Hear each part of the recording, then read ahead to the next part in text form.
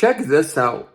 And one other thing I'll be doing very early in the administration is closing up the Department of Education in Washington, D.C., and sending all education and education work and needs back to the states. We want them to run the education of our children because they'll do a much better job of it. You can't do worse. We spend more money per pupil by 3 times than any other nation, and yet we're absolutely at the bottom.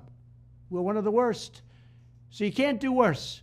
We're going to end education coming out of Washington, D.C. We're going to close it up, all those buildings all over the place, and you have people that in many cases hate our children.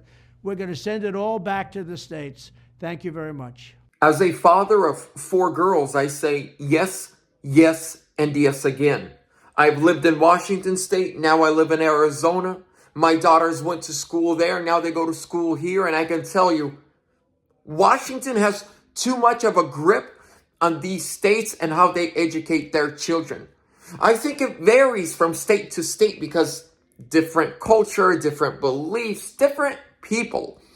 And so these snobs in Washington, D.C., and most of them are childless cat ladies, are telling parents and school teachers thousands of miles away what to teach those kids. That needs to be taken apart, no longer exist, and every state runs their own schools. I believe that's the way it should have always been. It should have never been changed, and now it's going back to that. This is why we voted for Trump.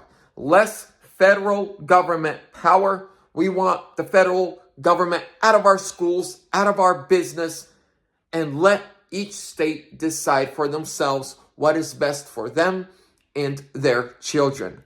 MAGA.